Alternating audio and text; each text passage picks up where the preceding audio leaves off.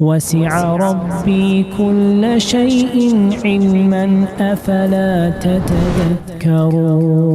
الحمد لله رب العالمين، له الحمد الحسن والثناء الجميل، وأشهد أن لا إله إلا الله وحده لا شريك له يقول الحق وهو يهدي السبيل، وأشهد أن محمدا عبده ورسوله صلى الله عليه وعلى آله وأصحابه والتابعين لهم بإحسان إلى يوم الدين. أما بعد. My beloved brothers and sisters, طلاب العلم, students of knowledge, طبتم وطاب سعيكم وممشاكم وتبوأتم جميعا من الجنة منزلا، وأسأل الله رب العرش العظيم أن يتقبله منا ومنكم.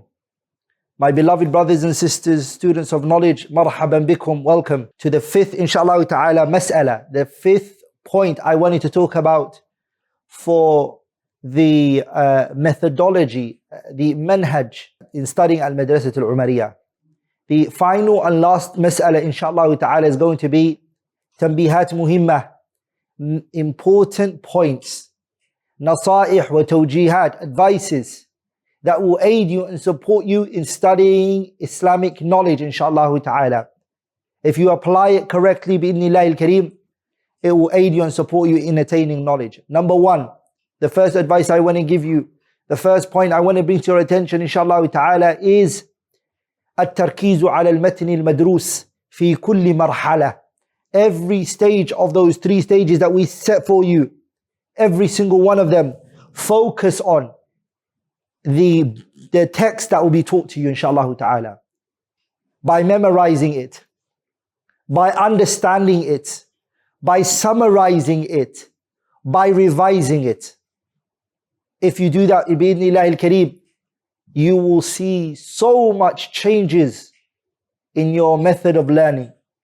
You will also see the outcome that you attain from the book that you studied, the outcome that you will achieve, inshallah ta'ala. But if you keep moving from one book to another book, or you keep jumping from one lecture to another lecture, what will this do to you? It will tashattutu dhihn. Your mind will go all over the place. وَتُضْعِفُ الضَّبْطِ, and it will weaken your precision. If a person wants to study a book with a teacher, it is upon them to study and understand that particular book properly before they move on to the next. Before you move on to the next level, you give importance to understanding this particular level, this particular book. You try to do that, inshallah ta'ala. And bi'idhnillahi al-kareem, if you do that, you'll see a lot of changes, inshallah ta'ala, and you'll appreciate the outcome, bi'idhnillahi al-kareem. The next advice I want to give, or the next point I want to bring to your attention, is al-hirsu ala al-hifz, the importance of memorizing. The importance of memorizing knowledge, how important it is. The memorization is categorized into two. There is something called hifdhun nas. Hifdhun nas means you memorize the text as it is. Kahifdh al-Qur'an, the way you memorize the Qur'an and the hadith. The way that you would memorize al-mutun wal-mandumat al-ilmiyah. You memorize it word for word. That memorization requires tikrar. It requires repetition. It requires going over it again and again and again. Hatta yathbuta fi dhini, until it is deeply grounded and rooted in your mind and heart. The second type is called hifdhu bil-istidhar. It's that you don't know it word for word, but you have the overall meaning in your heart and mind. In other words, you can paraphrase it. You can paraphrase it.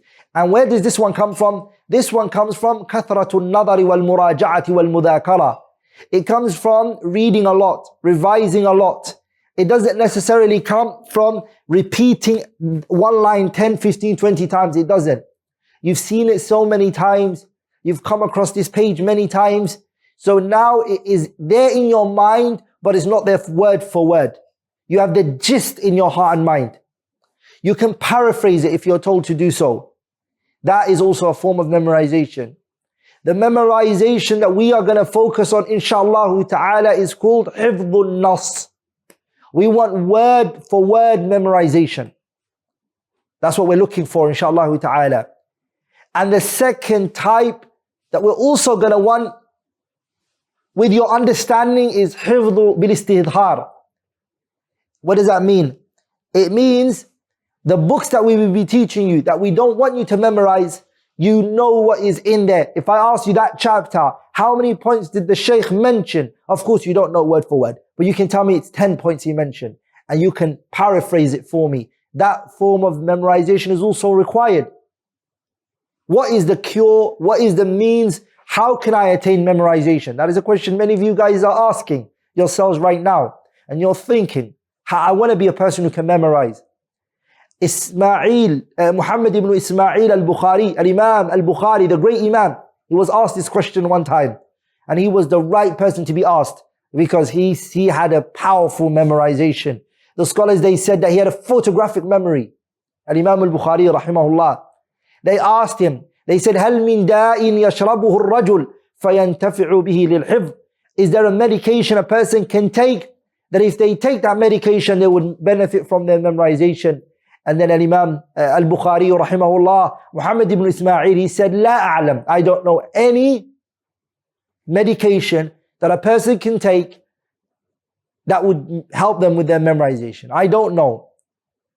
لَا أَعْلَمْ. I don't know that. ثم أقبل علي. Then he turned towards his student Muhammad ibn Abi Hatim and he said to him, لا أعلم شيئا أنفع للحفظ من نهمة الرجل ومداومة النظر. I don't think there is anything that I think can help towards memorization than two things. The aspiration and the drive of a person, number one. The eagerness that a person has. That desire for wanting to learn, number one. And the second he said is وَمُدَاوَمَةُ النَّظَرِ. It is consistently looking at the knowledge. Looking at it again and again and again.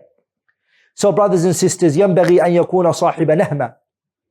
It is required from the student of knowledge. فَطَالِبُ الْعِلْمِ ينبغي أن يكون صاحب نهمة. The student of knowledge should be one who has hunger for knowledge. And also كثير النظر في المسائل والكتب. Looking at the books and verifying information and researching, and that's what a student of knowledge is. كثير السؤال والملازمة للعلماء. A person who's always asking the right questions, is always with the people of knowledge. That person will gain so much. The third advice I want to give you is عدم الانتقال من مرحلة إلى مرحلة ومن متن إلى متن إلا بعد الضبط الأول ومراجعة والتمكن منه. Do not move from one stage to another stage, one book to another book. Don't do that unless you have understood, you have perceived, you have digested this particular book. You have revised this book like it's become for you second nature. Don't move on to the next. Don't move on from one book to another unless you know that book very, very well. Take your time. AMAU, the Student of Knowledge program, there is no time limitation on you. You can study one book for 50 years if you want. That is up to you. That is your choice. How long you want to take on one book. But my advice would be to you, don't move on from one book to another unless you know that you know this book very well. Some of the students of knowledge, they want to finish quickly. الاستعجال وحب البروز والتميز عن الأقران. They want to come out quickly. They want to be distinct. They want to stick out from their colleagues, and everybody says, that brother, Allahumma barik, he's finished all of those books. That's what he wants. That's not a good thing for you if you haven't understood the particular book that you are studying. Are we all together, brothers and sisters? I hope you understand this point.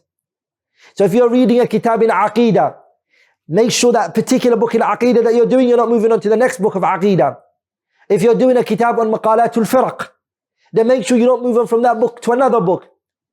You have to have precision, brothers and sisters, and try to understand. The fourth point, inshallah ta'ala, that I want to bring to your attention is اختيار كتاب جامع في كل فن يكون مرجعا في الباب. It is to choose a comprehensive book in all of the fields. And inshallah ta'ala, That is not something we're going to request from you to do, O student of knowledge. At the AMAU Student of Knowledge Program, we have selected and we have chosen for you that every science, inshallah ta'ala, that you study, we're going to give you a kitabun jami'un, a comprehensive book in that field where you can always go back to. And I'm going to give you some examples, inshallah ta'ala. When it comes to Tawheed, for example, a student of knowledge, the book that he goes back to in Tawheed, and he understands, and he makes that book the reference points, is Fathul Majid by Al-Imam Al-Allamah Abdulrahman ibn Hassan, rahimahullah. Abdulrahman ibn Hassan ibn Muhammad ibn Abdul Wahhab, rahimahullah, he's the grandson of Muhammad ibn Abdul Wahhab. He has written a kitab called Fathul Majid. It's a sharh of Kitab al-Tawheed. If someone wants to really have one book they go to when it comes to Tawheed, it's this book. Okay, this is the book you go to. The second book when it comes to fiqh, or before we go to fiqh, Aqidah. We've done Tawheed, what about Aqidah? In Aqidah, by the way, we are going to separate between Tawheed and Aqidah. In our curriculum, we have separated between Tawheed and Aqidah. And inshallah ta'ala, Shaykh Muhammad Tim Humble, Hafidhullah, he's going to explain that to you, and he's going to go through it with you in the madkhal. The difference, if there are similarities, if there are differences between Tawheed and Aqidah, if they are the same or if they're different. Inshallah ta'ala, he's going to go through with you that point in his madkhal, inshallah ta'ala, in Aqidah bi'idhnillahi al-Kareem. So you have one book in Tawheed which is comprehensive. You go back to that book. And we said it's what? Kitab Fathul Majid, which is a sharh of Kitab al-Tawheed. When it comes to Aqidah, you go to the Kitab Sharh Aqidat al-Tahawiyah by Ibn Abi al-Izz al-Hanafi rahimahullah. That kitab is jami'. It's a comprehensive book when it comes to Aqidah. In other words, what I mean by that is, if you take that sharh on Sharh Aqidat al-Tahawiyah, Ibn Abi al-Izz placed on it, you have a comprehensive book in Aqidah. You can always use that for any Aqidah book you want to ever explain. When it comes to fiqh, it depends on what madhab you follow. If it's madhab al-Imam al-Shafi'i, which is the one we're going to be teaching at the beginning, inshallah ta'ala, and inshallah, if Allah gives us the strength and the ability and the lifespan, we will go to other madhahibs and we will teach them, inshallah ta'ala. But the fiqh of al-Imam al-Shafi'i, the kitab that you go back to, it's the backbone of the madhab. It is the kitab which is the comprehensive book of the madhab, is the al-Minhaj by Imam al-Nawawi rahimahullah. And you're going to use either the sharh of al-Haytami or al-Ramli. One of the two, inshallah ta'ala. When it comes to usul al-fiqh, you go back to the kitab Jam'u al-Jawami' by Subki, the sharh of Jalaluddin al-Mahalli rahimahullah. Jalaluddin al-Mahalli sharh is the one you go back to when it comes to Jam'u al-Jawami'. Are we all together, brothers and sisters? This is your kitabun jami'un fil usul. Kitabun jami'un fil fiqh is what? Al-Minhaj. Kitabun jami'un fil aqidah is what? Sharh Aqidat Tahawiyah. Kitabun jami'un fi at-Tawheed is what? The Kitab Fathul Majid. What about tafsir? Tafsir is either Tafsir ibn Kathir or Tafsir al-Baghawi rahimahullah. All of the things that we teach you, you inshallah ta'ala going to apply it on that book. That is a comprehensive book for you, inshallah ta'ala, that you go back to. It's not too long, too big. It's not too little, it's in the middle. When it comes to Arabic language, Sharh ibn Aqil ala al-Alfiyya is Lugha, Nahw and Sarf. This is the kitab you go back to. This is your reference point. When it comes to Balagha, you go to the kitab Uqud al-Jumman. Uqud al-Jumman by Jalaluddin al-Suyuti rahimahullah.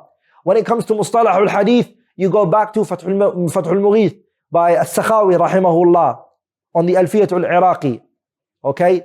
When it comes to Shuruh al-Hadith, the books of Shuruh al-Hadith, one kitab that you take and you keep it with you, especially when it comes to Hadith al-Ahkam, is the kitab Sharh ibn Daqiq al-Eid on Umdat al-Ahkam, or Subul al-Salam by Muhammad Amir al-San'ani. And if you're a bit advanced and you want to go further, then I would say take 3 books with you. Fathul al-Bari, by Hafidh ibn Hajar, Sharh al-Sahih and Imam Muslim rahimahullah, and Subul al-Salam. That was, brothers and sisters, the 4th advice I wanted to give you. The 5th advice I want to give you now is al-hirsu ala al-mudhakarah.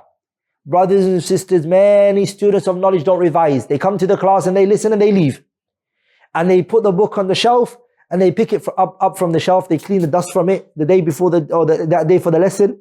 And they don't know what the teacher is saying. And they come to the next class. Because these are pre-recorded, you have your time. If you haven't revised your previous class, don't come back to the next class and do it. Make sure you do it.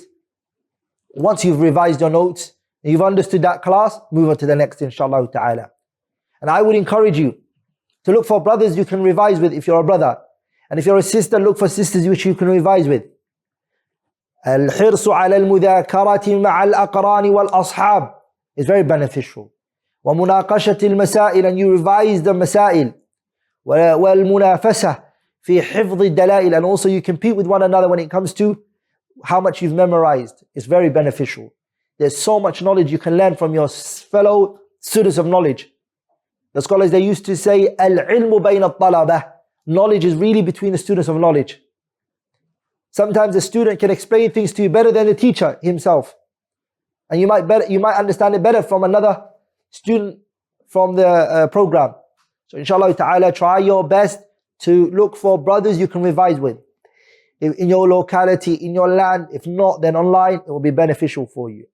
The sixth, inshallah ta'ala, is al-inayatu bil-qira'ati al-munazzamah lil-kutub. Inshallah ta'ala, me and Sheikh Tim, we're going to be suggesting for you reading guide. Books that we will suggest that you go and you read on your spare time. And we've, inshallah ta'ala, organized those books that we're going to suggest for you, inshallah ta'ala. You'll see it when the classes are happening, inshallah ta'ala. Those books, very important that you read them. And I'm going to tell you that you need to try to do 3 things with those books. If any book you read, you do 3 things to it, you've understood that book. Number 1, you write benefits from that book that you've taken, from beginning to end. Number 2, you rewrite the content page for that book from your own self without looking at the content page written by somebody else. Because the person who wrote the content page, they done ijtihad. They've given you their understanding of what that page or those 3 pages were talking about. Do it yourself. It shows that you've understood the book. So rewrite the content page for yourself. So 3 things is what you should be able to do to any book that you read. Number 1 is that you write the benefits. And where do you write that? You write that on the inside of the book. The first 2 pages are generally empty spaces. And some of the new copies that have come out of books, they actually have benefits that can be written in the back. And inshallah ta'ala, when we start sending the books to you, inshallah ta'ala, we're going to give you blank pages anyways, where you can write, inshallah ta'ala, your benefits. The books that we will be teaching you. But the ones we won't be teaching you, that we will tell you to go read yourself, those are the ones that you need to learn how to write benefits on it. And you write it, as the scholars say, turratul kitab. So you write it the inside, when you open the book, the inside part of the book, you start writing on there. The first part, you don't, because you want to make that the content page. You want to write the content table. Okay?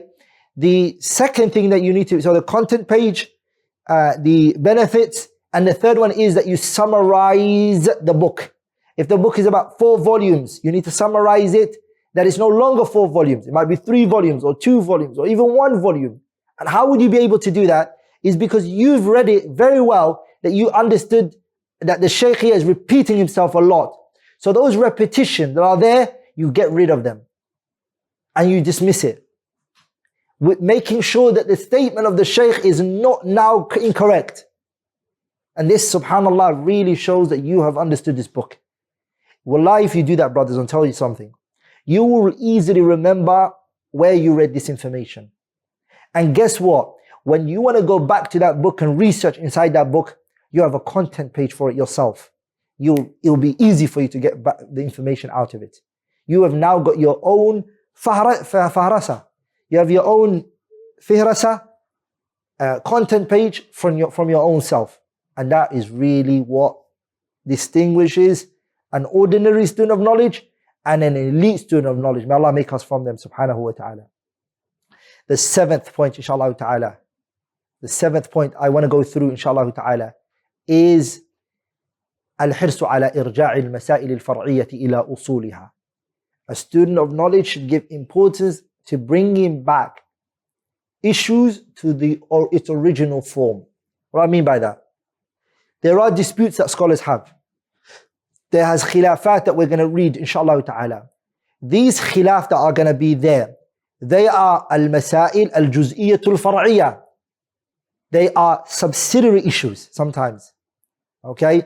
You need to know where this khilaf even comes from, this difference of opinion, this dispute and argumentation and conflict. Where is it coming from? On what grounds are the scholars disagreeing on this issue? Are we all together? For example, I'll give you an example. Allah subhanahu wa ta'ala, He says in the Qur'an, in Surah An-Nisa, فَبَعَثُوا حَكَمًا مِّنْ أَهْلِهِ وَحَكَمًا مِّنْ أَهْلِهَا. There's a dispute between a man and a woman. Allah subhanahu wa ta'ala, He says, send a judge from the man's side and from the woman's side. Okay? So there's a representative from both sides. There's a person representing the girl and there's a person representing the boy. And the one that's coming from the girl's side, a member from the girl's family and a member from the boy's family. Both of them are going to sit and they're going to discuss a matter. Now the scholars had a dispute on this issue, which is these two individuals, the ruling which they passed, both of them, is it a must that it's followed or is it optional? You don't have to follow it. Both of them agreed that these two people should go separate ways. Is it a must that the wife and the husband, they go their separate ways? Or do they listen and they don't take it? This is a khilaf amongst the ulama. Because Allah subhanahu wa ta'ala said, فَابْعَثُوا حَكَمًا مِّنْ أَهْلِي وَحَكَمًا مِّنْ أَهْلِهَا. Send a hakam from his side and from her side. There's a khilaf here, which is both of these individuals who were sent to reconcile between the two spouses, they've now come to the conclusion, for example, that the wife and the husband go their separate ways. Now, in this occasion, is it a must that is followed? Or did the wife and husband have a choice? They listen to the two judges and say, we still want each other. This is a khilaf. Now this khilaf, somebody might say, yeah, they have to. Somebody might say, no, they don't have to. But a talib ilm will ask, what is mansha'ul khilaf? The student of knowledge will ask, this khilaf, I want to take it back to its asal. I want to take it to its, I want to take it to the, why is there difference of opinion in the first place? Why have they disagreed? And that's when a student of knowledge will prosper. The khilaf in this mas'ala is built on this foundation, which is al-hakamani, these two judges, these are two individuals that were placed here, okay? Are they both a wakil? Are they just mere representatives? Or are they both judges? In the Arabic language, they're either called wakil, ani zawjain, or they are hakim. Hakamain, two judges, both of them. Anyone who says both of them are hakam, then it's a must that the wife and the husband follow. And anyone who believes that they are wakil, meaning representatives only, they represent. Because if someone represents you to do something, okay, he can come and just overrun what he represented you to do. He can overrun it. Yeah, and it's not a must on the person who made you representative of something. It's not a must for them to follow through with it. They have the choice to pull out. This is now the mansha'ul khilaf. This is what the khilaf is built on. That's what a student of knowledge will focus on. وَلِذَلِكَ, brothers and sisters, any individual أرجع الخلاف إلى أصله وحرر النزاع فيه, anyone who brings the dispute and the arguments of the scholars back to its foundation, brings it back to the base of where the debate is coming from and the argument, what will happen to you, student of knowledge? What will happen is you will be able to strengthen one over the other. That's number one. Number two, you will rarely contradict yourself. You will rarely what? You will rarely contradict yourself in this issue. Okay? Now that is, inshallah ta'ala, and many examples exist, the scholars talk about, and this is very vital and something, inshallah ta'ala, we're going to try to go through with you. when we're teaching, inshallah ta'ala. The 8th issue is, all students of knowledge, stay away from تجنب الإغراب وتبني الأقوال الشاذة والغريبة الخارجة عن المشتهرة من الفتوى. Stay away from strange opinions. Stay away from opinions that go against the mainstream views. As a student of knowledge, don't bring these أقوال شاذة من الرجل الشاذ, from a person who they themselves are شاذ, لا محل له من الإعراب. And you bring their speech like it's got some weight. طالب العلم ينبغي له أن يسير على ما صار عليه العلماء. The student of knowledge should tread on the path which the scholars and the people of knowledge treading on. Doing mukhalafatu, going against a'immatul fatwa, the imams of fatwa of your time, it's something evil. Number 9. الحذر من التوسع في الاطلاع والقراءة على حساب الضبط والإتقان والدروس. Stay away from going overboard in reading and researching, and you're not even taking the classroom and the lessons in the class very serious. You're not even paying attention to the class. You're going out there, you're reading so many books, but you're not studying the mutun that we've prescribed for you, or we've selected and chosen for you. You're there reading Majmu' al-Fatawa, and you're reading that, and you're reading that, and you are lacking in the small, basic books. That is wrong. So stay away from that. First of all, get deep in understanding the mutun, these small texts that we've selected for you. Once we, inshallah ta'ala, see the level of students have grown here, we will start suggesting big books for you and say, read that book, look at that book, maybe read that book from this page to this page. We will suggest them to you. But the first level, we may not even suggest many books to you. We may not even suggest a book for you, because your level is still low right at that point. So a lot of students, ittila' and qira'ah, reading and looking at books and researching, takes their time, and they lack precision and itqan. They have none of that. Number 10, the 10th advice is giving importance to al-inayatu bi kutub al-ulama al-muhaqqiqin, giving importance to the books of scholars that are written, the books which are precision for the scholars and the people of knowledge. And if you look at our program, that's what we've given importance to. Every subject we've focused on ulama al-muhaqqiqin fi kulli fanni min al-funun. Every subject that we taught, we selected the books that are written by the people of that field, inshallah ta'ala. Okay? And that is a must for a student of knowledge. For example, al-kutub al-sitta, the 6 books of hadith, the musnad of al-Imam Ahmad and the muwatta of Malik, the books of Ibn Taymiyyah rahimahullah, whether it be his Majmu' al-Fatawa, Iqtida Salat al-Mustaqim, al-Radd ala al-Bakri, Minhaj al-Sunnah al-Nabawiyya, Bayan al-Talbis al-Jahmiyya, the books of Ibn al-Qayyim, Zad al-Ma'ad, I'lam al-Muwaqqi'in, Tahdhib al-Sunan, Sawa'iq al-Mursala, the books of Ibn Hajar al-Asqalani, Ibn Rajab, the A'immat al-Da'wa al-Najdiyya. These works are kutub A'immat al-Tahqiq. Tafsir Ibn Kathir, for example, Al-Mughni Ibn Qudama, Sharh Ibn Aqil ala Alfiyat Ibn Malik. These books are called kutub Ahli al-Tahqiq. And inshallah ta'ala, a lot of those books I mentioned, we've selected and chosen for you, inshallah ta'ala. Another point, inshallah ta'ala, that a student of knowledge should give importance to, my brothers and sisters, is the fatawah, the verdicts of the scholars of the time. Inshallah ta'ala, fatawah of Shaykh ibn Baz, Shaykh ibn Uthaymeen, Shaykh al-Albani, the great scholars of al-Islam who were alive recently, and some of who are still alive. We're going to mention their fatawah when it comes to issues which are nawazil, contemporary issues. A student of knowledge should give time to reading the fatawah of the ulama to see how they applied those theoretical things to practical things. So when you're driving and you're in your car, you listen to the fatwa of Shaykh ibn Uthaymeen on issues that he's asked. لقاء باب المفتوحة, فتاوى نور على الدرب, Shaykh Albani, سلسلة هدى والنور. You listen to them. You hear real applications of these issues that we've read in books now being applied on our day-to-day life. It will benefit you a lot.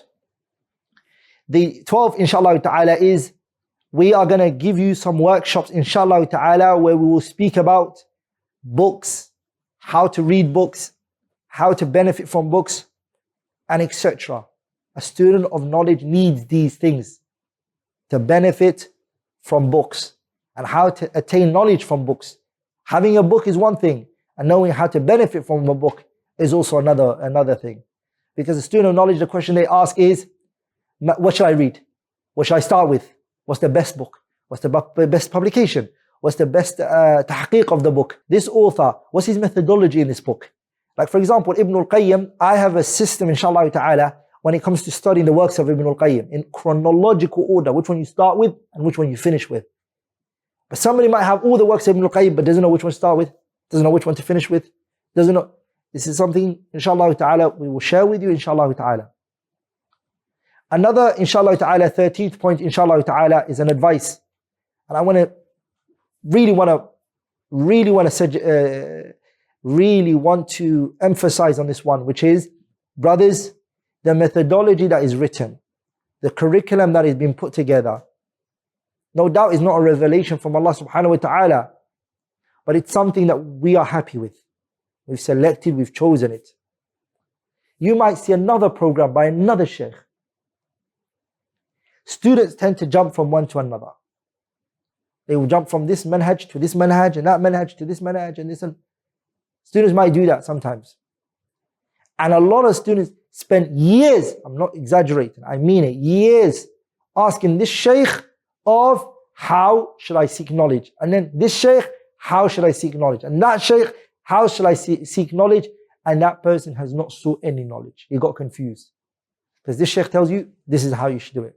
Another one says to you, no, this is how you should do it. The third one says, no, you should do it like this. And the fourth one says, you should do it like that. So with this program, inshallah ta'ala, there's none of that. You don't need all of that. The program is set.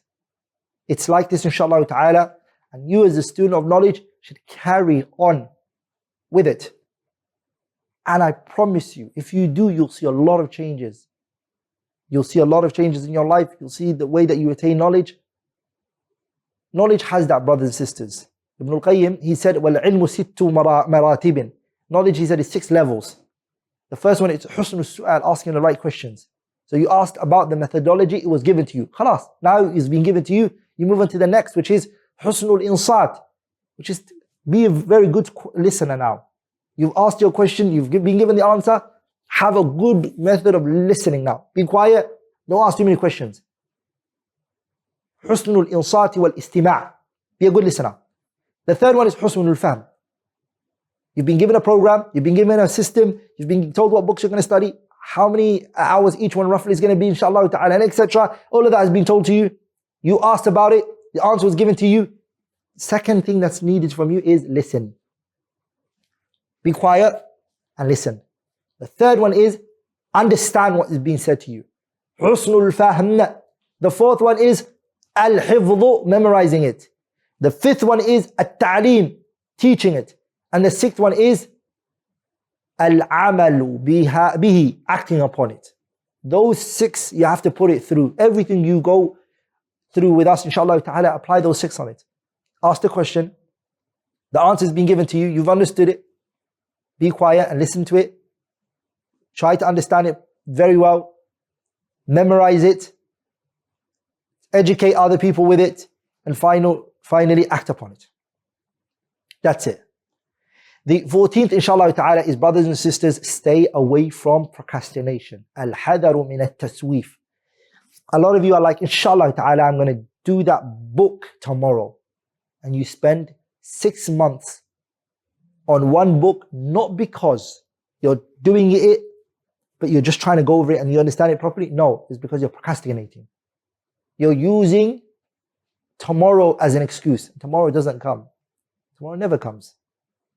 ولذلك the scholars and the Salaf used to say, من جنود إبليس التسويف. التسويف من جنود إبليس.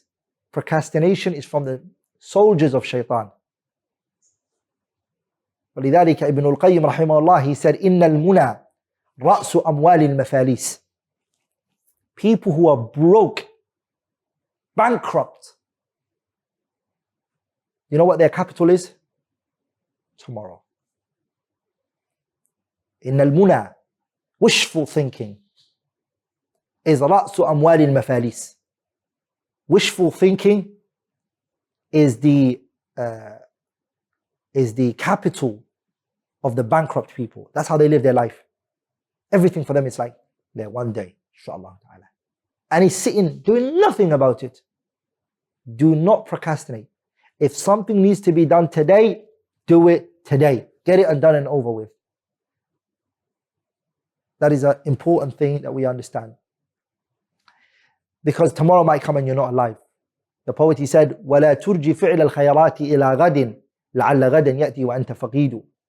Because don't procrastinate a good deed. Something good that you can do now. Don't procrastinate it for tomorrow. Why? Because tomorrow could come and you're not alive. You're not promised tomorrow. ولذلك أبي إسحاق, he said, قِيلَ لِرَجُلٍ مِّنْ عَبْدِ الْقَيْسِ. It was said to a man from the people of Abd al-Qais, Awsi, give advice. He was asked for advice and he said, احذروا سوف. Stay away from I will. Stay away from it. Hassan al-Basri used to say, إياك والتسويف. Stay away from procrastinating. فإنك بيومك, you are today. ولست بغدك, and you are not tomorrow. فإن يكن غد لك فكس في غد كما كست في اليوم. If tomorrow comes and you're sure that you're going to meet tomorrow, then okay, be lazy today, no problem. But if you don't know that tomorrow is going to come, then why are you going to be lazy today? You don't know tomorrow is going to come your way. وَإِن لَمْ يَكُنْ لَكَ غَدٌ لَمْ تَنْدَمْ عَلَى مَا فَرَّطْتَ فِي الْيَوْمِ. A lot of people, why they're crying and they're sad? Because other people have taken each day serious and this person didn't. And so they wasted their time and now they're older. They can't do anything about it. Yusuf ibn Asbatin, he said, كتب إلي محمد ibn سمرة سائح. He said, Muhammad ibn Samurah as-Sa'ih, he said, he wrote me something, a risala, and he said to me, Ay akhi, my brother, إياك وتأمير السوف على نفسك. He said, my brother, stay away from وتأمير السوف على نفسك, placing sofa in your heart. Tomorrow I will. Get away from that. Do not let that happen. A lot of students of knowledge, procrastination is what they like, they are like. And I want to show you, brothers and sisters, it comes back to the issue of not giving any importance to your time. Time doesn't mean anything to you. Let me give you some examples of how the Salaf were when it came to their time. The Wazir, Yahya ibn Khubayra, he said, وَالْوَقْتَ أَنْفُسُ مَا عُرِيتَ بِحِفْظِهِ وَأَرَاهُ أَسْهَلَ مَا عَلَيْكَ يَضِيعُ. Time is the most important thing, and wallah is the most wasted thing. صح? It is one of the most important things, and it's the most it's the most disregarded thing. Brothers and sisters, Adabul Imla'i wal Istimla', Sam'ani mentions in his book that some of the great scholars of Islam, they never used to waste their time.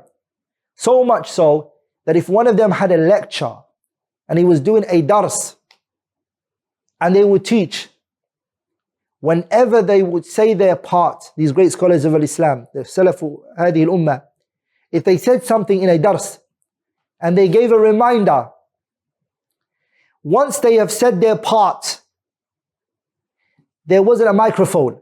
So the students would have to repeat it, and then the other students, and then the other students, and then the other students. That's how the narration would be passed on. The Imam and the Shaykh, what would he do? He would use that opportunity to do his adhkar. To say Subhanallah wa bihamdihi Subhanallah al-Azim. He would wait for his time to come back, and then he would carry on teaching. Benefiting from those split seconds, making sure that they take it very serious. Some of the scholars, they said about the son of Imam Ahmad, that he said, Wallahi ma ra'aytuhu. Some of the people, they said about Imam Ahmad's son, Abdullahi, Wallahi ma ra'aytu illa mubtasiman aw qari'an aw mutali'an. I never saw the son of Imam Ahmed, except that he would be smiling at someone, or he would be reading, okay, or he would be researching. It was also mentioned about Al-Imam Al-Hafiz Khatib Al-Baghdadi rahimahullah. They said, كان الحافظ الخطيب يمشي وفي يده جزء يطالعه. He would walk and there was a book in his hand, he would be reading. Whenever you saw him, wherever he was, even if he was on the streets, there was a book he was reading. You will never see him without reading. The poet, he said, تمر بنا الأيام تترى وإنما نساق إلى الآجال والعين تنظر فما عائد ذاك الشباب الذي مضى ولا زائل هذا المشيب المعمر. That's our situation. The days are going by every day. Our age is getting shorter and shorter. We're growing older. We're becoming weaker. Our youth is leaving us. We're going towards old age, and we're not doing anything about it. That's the situation of ours. Hassan al-Basri rahimahullah, he said, يا ابن آدم إنما أنت أيام كلما ذهب يومك ذهب بعضك. Oh, the children of Adam, you are just days. Whenever a portion of your day goes, then you go with it. You're just days that came together, nothing else. He also used to say, ما من يوم يشق فجره إلا وينادي. There is not a day when the Fajr comes except a caller calls out and he says, يا ابن آدم أنا خلق جديد وعلى عملك شهيد فتزود مني فإني إذا مضيت لا أعود إلى يوم القيامة. Every time it's Fajr, a caller will call out and he will say, يا ابن آدم, from the children of Adam, I am a new creation and I am looking over your deeds. Take a provision, فتزود مني, take your provision from me, benefit from me. If you don't, فإني إذا مضيت, if I go, لا أعود إلى يوم القيامة, I won't come back until the day of judgment. Khalil ibn Ahmed al-Farahidi, who is the teacher of Sibawayhi, he said, الوقت على ثلاثة أقسام. The time is three types. وقت مضى عنك فلن يعود إليك. Time that has gone, it will never come back. ووقت أنت فيه فانظر كيف يخرج عنك. And time that you are in right now, look at how it leaves you. ووقت أنت تنتظره. Time which you're waiting for, which is the future. وقد لا تبلغ إليه, and you may not even reach it.